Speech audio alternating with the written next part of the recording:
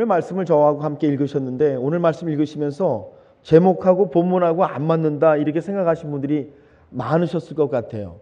오늘 말씀에 예배에 대한 말이 어디 있다고 설교 제목이 예배자 다니엘일까 아마 이렇게 생각하시고 의구심을 푸신 분들이 많으시리라 생각합니다. 그런데 여러분, 제가 오늘 예배자라는 말씀을 여러분께 꺼내면서 이렇게 말씀을 드리고 싶은 거예요. 예배자가 누구냐? 예배자는요, 주일날 나와서 예배를 드리는 사람이라는 이런 좁은 정의에 국한되지 않고 예배자는 좀 넓은 의미를 가지고 있는 그런 개념입니다. 즉, 주일날 나와서 예배를 잘 드리는 사람만이 아니라 나머지 삶에서 어떻게 하나님을 예배하는 사람으로 살아갈 수 있을 것인가, 그것이 예배자에 대한 말씀이신 것을 여러분께서 돌아보시게 되시기를 바랍니다. 성경이요, 우리에게 예배자에 대한 이야기를 여러 번 들려주시죠. 아니, 성경의 시작부터 사실은 예배자에 대한 이야기가 들어있습니다. 가인과 아벨의 예배가 바로 대표적인 경우죠. 가인과 아벨이 하나님께 예배를 드립니다. 그런데 하나님이 가인의 예배는 안 받으시고 아벨의 예배를 받으신다는 거예요. 왜 하나님이 가인의 예배는 안 받으셨는가? 가인의 예배에 문제가 있는가? 우리는 이렇게 생각하지요. 가인의 재물에 문제가 있나? 아니면 가인이 예배드리는 태도가 전심으로 예배를 하지 않았나 보다. 우리가 여러 가지 생각들을 해보게 됩니다. 그런데요, 하나님이 가인의 예배를 받지 않으신 것은 가인의 예배적 자세를 말씀하시는 것이 아니라 예배적 삶, 즉 가인이 평상시에는 하나님을 어떻게 섬기며 살아갔느냐는 문제죠. 매일매일 하나님을 의식하고 하나님과 호흡하고 하나님과 사는 삶이 없이 그저 주일이기 때문에, 그저 안식이기 때문에 하나님께 나와서 예배하는 자의 예배가 바로 가인의 예배는 아닌가라고 성경이 우리에게 말씀하시는 것 아닐까요? 하나님의 아벨의 예배는 그럼 왜 받으셨는가? 아벨의 제물이 좋고 아벨의 예배하는 태도가 참 거룩하고 아벨이 전심을 다해서 예배했기 때문이다. 여러분, 이것은 아벨의 행위에 근거한 여러분 예배를 하나님 받으신다, 그것밖에 더 되겠어요? 그게 아니라 아벨의 삶이 예배자의 삶이었기 때문에, 아벨이 모든 날들을 하나님 앞에 호흡하고 하나님과 의식하며 하나님과 동행하다가 여러분 안식일에 나와서 하나님 앞에 예배할 때에 하나님이 그의 예배를 받아주셨다라는 말씀으로 여러분께서 읽으시게 되시기를 주님의 이름으로 부탁을 드립니다. 여러분, 그러니까 이런 얘기죠. 하나님은 누구의 예배를 받으시냐는 겁니다. 물론 주일날 나와서 예배하는 게 귀하지 않다, 그런 말씀 절대 아니에요. 우리가 주일날 나와서 예배를 성공하는 것도 굉장히 중요하고 예배 잘 드리는 건 너무너무 중요합니다. 그러나 그것보다 더 귀한 일이 있는데, 그것은 우리가 날마다의 삶에서 하나님을 예배하는 자로 살아가는 것, 여러분과 제가 날마다 하나님을 호흡하는 자로 성공해내는 것, 이것이 하나님께서 받으려고 하시는 예배자라는 말씀이신 것을 여러분께서 오늘 이 아침에 돌아보시게 되시기를 주님의 이름으로 축복합니다. 오늘 여러분, 다니엘이 놀라운 일을 경험하게 되지 않습니까? 오늘 말씀이 그거예요. 다니엘이 갑자기 이 바벨론의 왕이 이상한 꿈을 꾸고서 이상한 꿈을 해석하라고 그 나라의 지혜자들을 모았는데 아무도 그 꿈을 해석하지 못해요. 이제 지금 오늘 성경의 말씀의 배경이 그렇잖아요. 그러니까 왕이 화가 나가지고 이 나라에 있는 지혜자들 다 죽이라고 명령을 내렸다는 겁니다. 그래서 여러분, 아리옥이라고 하는 부대장관이 왕의 명령을 받아서 지금 지혜자들을 잡으러 궁 밖으로 출궁을 하고 있는 상태의 이런 사건이 오늘 말씀의 배경이에요. 다니엘도 지혜자 중에 하나로 불림을 받았지 않습니까? 그러니까 이것은 다니엘에게 곧 목숨이 경각에 달린 위급한 사건이고 정말 엄청난 사건이 다니엘의 삶에 일어났다는 얘기가 아니겠습니까? 여러분 어떠세요? 여러분도 여러분의 삶에 그렇게 갑작스럽게 이해할 수 없는 일들을 만나실 때가 있으시죠? 저도 그렇습니다.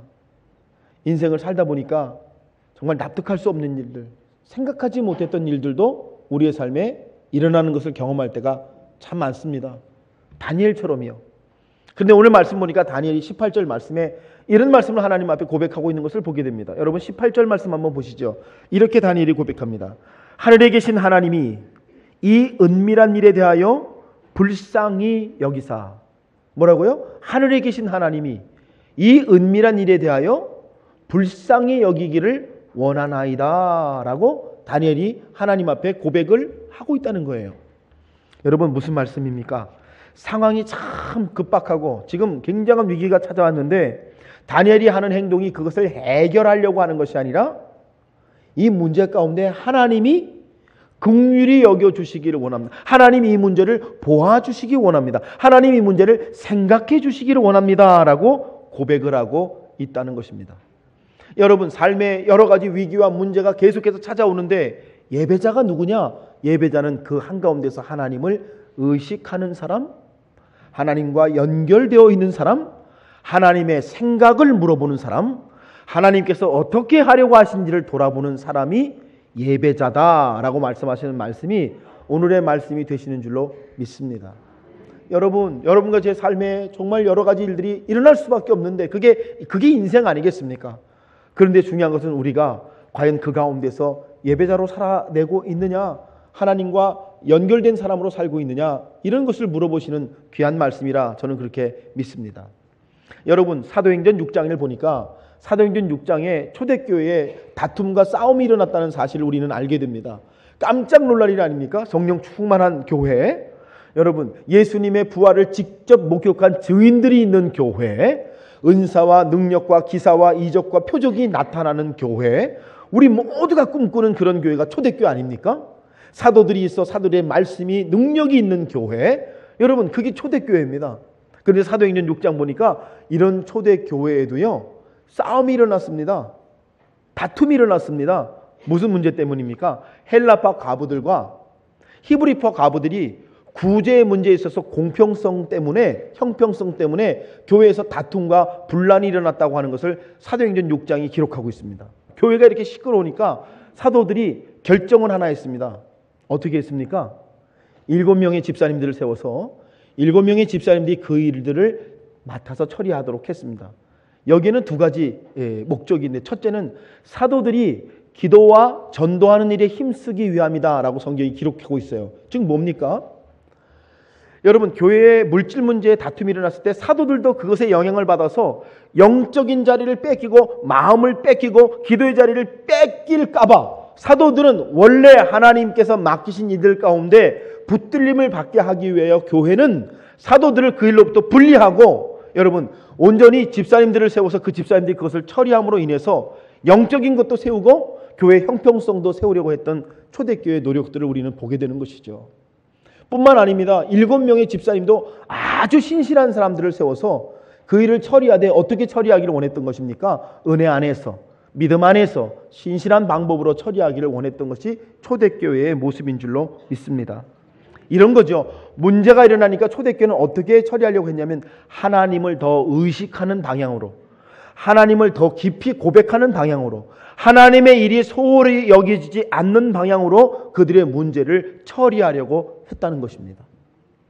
그러니까 초대교회 전체가 이런 정신을 가지고 있었기 때문에 여러분, 초대교회를 통해서 이 땅에 수많은 생명 있는 교회들이 퍼져나가고 전도하는 역사가 나타난 줄로 믿습니다.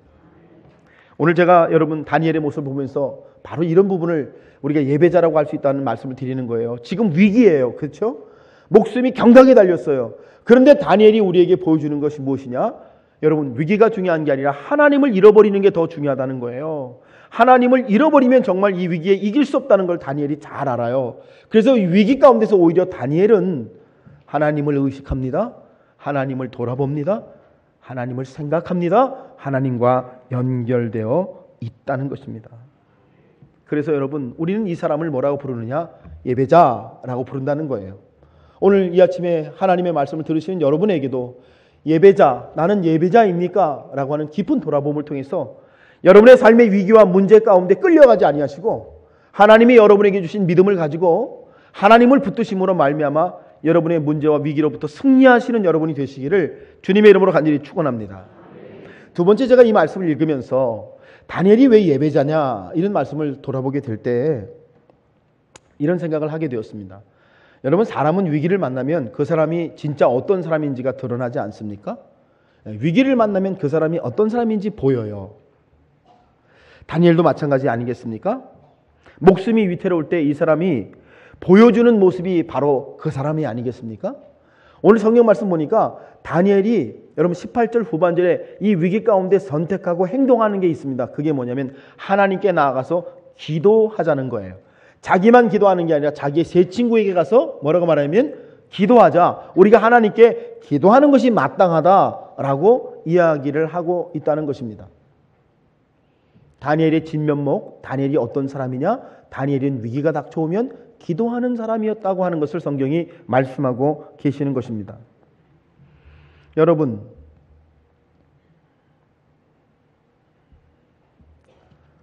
어떠십니까? 문제가 일어나시면 더 기도하십니까? 아니면 기도를 못 하십니까? 오늘 다니엘이 우리에게 보여주는 게 있습니다. 그게 뭐냐면 기도는 우리 스스로가 기도에 대한 정의가 온전할 때 기도할 수 있는 거라는 거예요. 우리 안에 기도에 대한 정의가 여러분 다 여러분마다 있으세요. 기도가 뭐라고 생각하세요? 이렇게 물어보시면 다 정의가 있으세요. 근데 이 정의가 분명하고 옳아야 그 사람이 기도 생활을 계속해서 할 수가 있습니다. 오늘 다니엘이 뭐라고 고백하는 거 아니? 기도란 모든 것이 하나님께 달려있다고 하는 것을 고백하는 사람들이 하는 행동이라는 거예요. 기도는 모든 것이 하나님의 손에 있습니다를 고백하는 사람들이 하는 게 뭐냐면 그게 기도인 거예요. 왜요? 모든 게 하나님의 손에 달려있으니까 그 하나님께 나아가야지요. 여러분, 그래야 되는 거 아니겠냐는 거예요. 여러분이 기도를 시작하시면 모든 것을 주관하신 하나님이 여러분을 어두운 자리로부터 빛으로, 여러분을 절망의 자리로부터 소망의 자리로 이끄시는 역사를 베푸시는 것이 여러분 기도하는 자리인 것을 깨닫게 되시길 주님의 이름으로 축복합니다.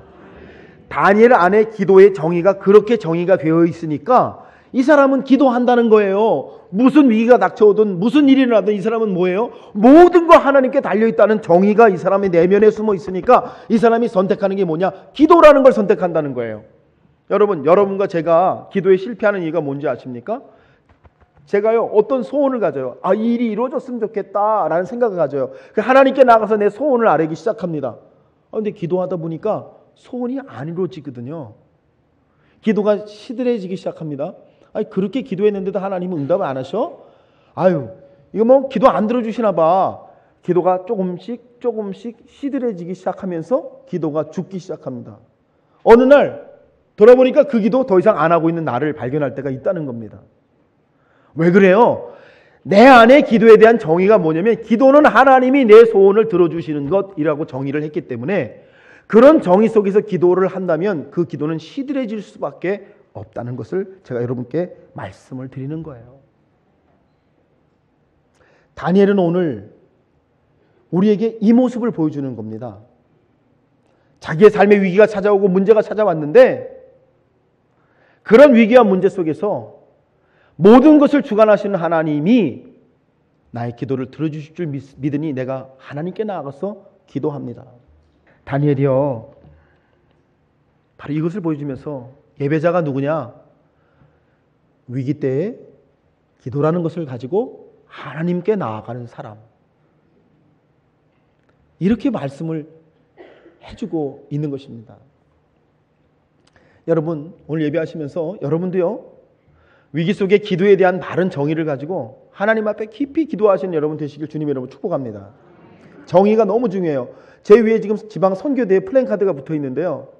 여러분 아마 여러분이 이렇게 정의하시는 분들 계실 거예요. 우리 교회 집회도 아닌데 뭘. 그렇게 정의하시면 집회 못 나오세요. 그죠? 나와도 형식적으로 나오실 거예요.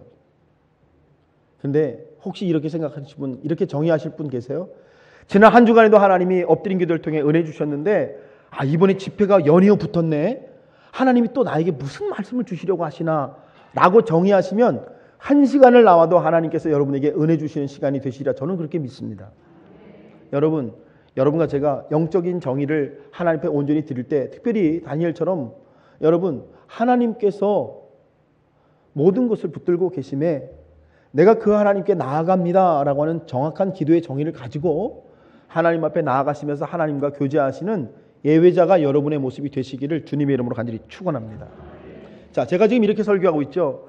우리는 예배, 주일에 예배 한번 드리는 사람으로 살아가기보다 날마다의 삶에서 하나님을 예배하는 예배자로 살기를 원합니다. 이런 말씀 드리면서 예배자가 뭐냐?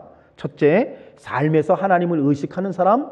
둘째, 문제를 기도로 가지고 하나님께 나아갈 줄 아는 사람이 예배자다. 이런 말씀을 제가 지금 드리고 있어요.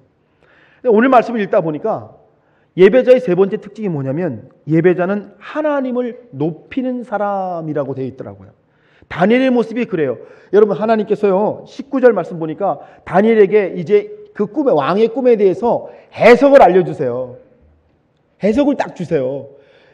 여러분, 얼마나 기분 좋고 신나는 일이에요. 하나님께서 그 해석을 다니엘에게 주신 겁니다. 다니엘 손에 문제를 풀 열쇠를 딱 쥐었어요. 19절에요.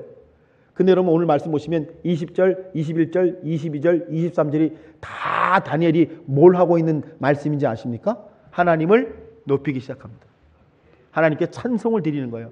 하나님은 영광과 존귀를 받으시기 합당하신 분, 하나님은 왕을 세우기도 하시고 왕을 내려놓기도 하시는 분, 하나님 인생의 때를 따라 역사하시고 멈추기도 하시는 분이 우리의 하나님, 나의 하나님, 하나님 되심을 믿습니다. 하나님 찬송을 받으시옵소서.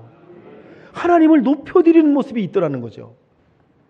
순서가 다르다는 거예요. 제가 필리핀에 있을 때 김일이라는 집사님이 계셨어요. 교회 등록한 지 2달 만에 저한테 찾아오셨어요. 이분이 혼자 사시는 분인데 아들 둘을 데리고 이제 사시는 분인데 저한테 오셔서 그래요. 목사님, 제가 교회 등록한 지 2달 됐는데 목사님, 제가 일본에 좀 다녀와야 돼요. 그러는 거예요. 우리 아이들 좀 잘 돌봐주세요. 제가 없는 동안에. 여러분, 좀 황당하잖아요. 그죠? 등록한 지 2달 되신 분이 자기 아들들을 저한테 맡기겠다고. 금방 갔다 오니까 목사님 걱정하지 말래요. 가서 그 부동산 가게가 있는데 가게를 처분해가지고 돈만 받아갖고 오면 되는데 이미 다 처리가 돼가지고 가서 돈만 딱 받아갖고 오면 된다는 거예요. 그리고 집사님이 아들들을 저한테 맡기고 떠났습니다. 허허, 한 주가 돼도 안 오네요? 한 달이 돼도 안 오네요? 2달이 돼도 안 와요? 3달이 다 돼가는 나타났어요. 와, 여러분, 그 3달 동안 제가 얼마나 애간장이 탔겠어요. 졸지에 아들이 둘이 생기나 보다. 내 인생에 아들이 셋이라고 하나님 말씀하시나 보다. 막 이게 막 어떻게 남의 애들을요. 어린애들이에요. 초등학교 어린애들인데. 아니, 엄마가 안 나타나니 이게 얼마나 제가 속이 타게요. 연락처도 없어요. 여러분, 일본 갔는데 연락처도 안 돼. 와, 막 그냥 속이 타는데 3달 만에 나타났어요. 그래서 제가 막 뭐라고 막 그랬어요. 아니, 도대체 어떻게 3달 만에 나타날 수가 있냐. 제가 그랬더니요, 이 집사님이 저한테 놀라운 얘기를 해줬어요. 자기가 일본에 갈 때는 가서 돈을 금방 받을 거니까 가게 처분한 돈 계약을 다 하고 이제 가서 돈만 가지러 간 거니까 금방 돈을 갖고 돌아올 거기 때문에 비행기표도 편도만 끊어가지고 갔다는 거예요. 도착한 날 부동산 중개소를 갔더니 다 날라서 다 돈을 갖고 날랐어요. 없어요. 졸지에 막막해진 거죠, 여러분. 사기꾼을 만난 거예요. 떠나기 전에 저한테 했던 얘기가 아주 잊혀지지가 않아요. 뭐라 했냐면, 목사님 걱정하지 마세요. 일본 사람들은 사기 안 친대요. 사기 안 치긴 뭐 사기는 여러분 전 세계에 다 있어요. 사기 당한 거예요. 근데 이 집사님이요, 사기 당하고 이제 부동산 중개소에서 나왔는데 이 버스 정류에 서 있는데 이제 어떻게 해요? 그 돈 가지고 이제 필리핀에 와서 애들도 키우고 다 계획을 세웠을 거 아니에요. 그런데 졸지 한 방에 날아가니까 버스 정류에 서가지고 이분이 우는 거예요. 하나님 어떻게 해요? 하나님 어떻게 해요? 울기 시작한 겁니다. 정류장에 서가지고요, 몇 시간을 울었대요. 갈 데도 없으니까. 갈 데도 없고 아는 사람도 없고 해결할 방법도 없고 막 울었대요. 근데 한참 울고 있는데 보니까 정류소에 가방이 하나 이렇게 있더라는 거예요. 가방이 계속 있어. 누가 두고 간 거죠. 가방을 이렇게 뭔가, 그러고 이분이 울다가 말고 이제 열었더니 거기 다 돈이 들었는데 자기가 세보니까 430만 페소가 들었어요. 여러분, 430만 페소면 얼마인지 아세요? 4,300만 원. 그렇지. 하나님은 살아계시잖아요. 그래, 하나님이 내 기도를, 그래, 내 울음을 아시고 하나님 이 돈 나한테 주시려고 그랬나 보다. 그래가지고 그 돈을 다 가지려고 그러는데 갑자기 하나님의 마음이 딱 이러는데 뭐라고 했냐면, 야, 너 좀 전까지 돈 잃어봐가지고 그렇게 마음이 쓰려가지고 그렇게 울더니 이 돈을 네가 가지면 이 돈 잃어버린 사람의 마음이 어떻겠느냐? 응? 너 그것도 하나 헤아릴 줄 모르냐? 하나님이 그런 마음을 탁 주시려는 거예요. 그럴 때는 뭐가 보이냐면 파출소가 보이는 거예요. 그 돈을 들고 일본 파출소로 갔어요. 가서 돈을 탁 꺼내니까 일본 경찰들이 이게 뭐냐 그러더래요. 설명을 해야 되냐. 내가 저기 버스 정류장에서 주웠다. 이 큰 돈을 주웠다. 너 왜 왔니? 너 여기 왜 왔어? 그래서 자기가 설명을 했대요. 내가 다 이렇고 저렇게 해서 이렇게 됐다. 그랬더니 일본 경찰이 그러는 거예요. 그러면 너 이 돈 가지고 그냥 가지. 너 이걸 들고 왜 왔니? 그러더래요. 그래서 이 집사님 말씀이 할 수 없이 설명을 했대요.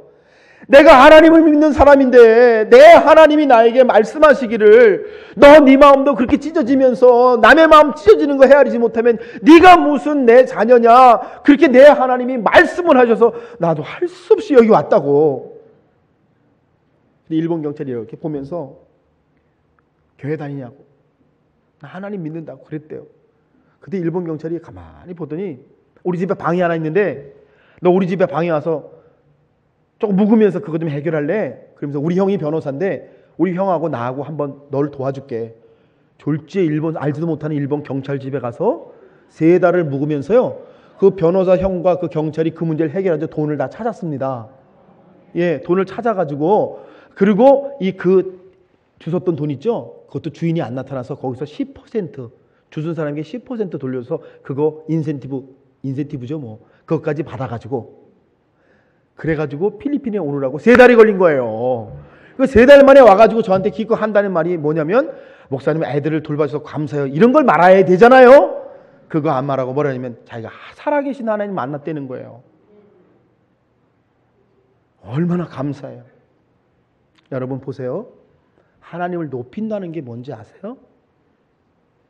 하나님을 높인다는 게 뭔지 아세요?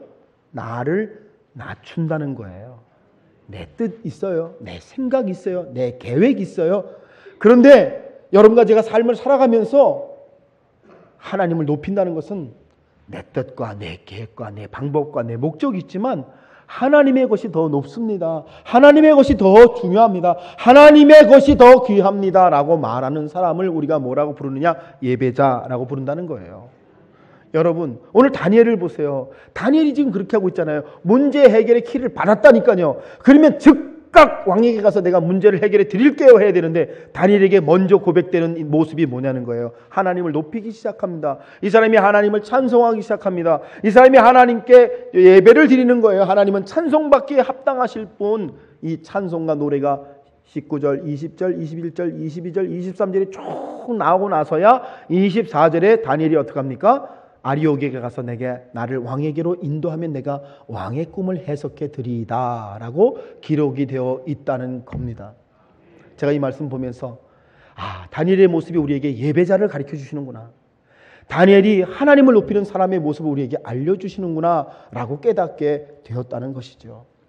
사랑하는 여러분, 오늘 이 아침에 여러분과 제가 이 다니엘의 말씀을 함께 이렇게 풀어가면서 다니엘의 모습 속에 있는 예배자의 모습, 정말 그가 삶의 한가운데서 하나님을 의식하는 사람으로 살아내는 모습, 그가 위기와 문제 속에서 기도라는 방법을 선택하는 모습, 그가 문제가 해결돼도 해결이 중요한 게 아니라 하나님을 높이는 사람으로 살아가고 있는 그 모습을 예배자라고 한다면 여러분 오늘 이 아침에 우리가 한번 돌아보십시다. 나는 예배자입니까?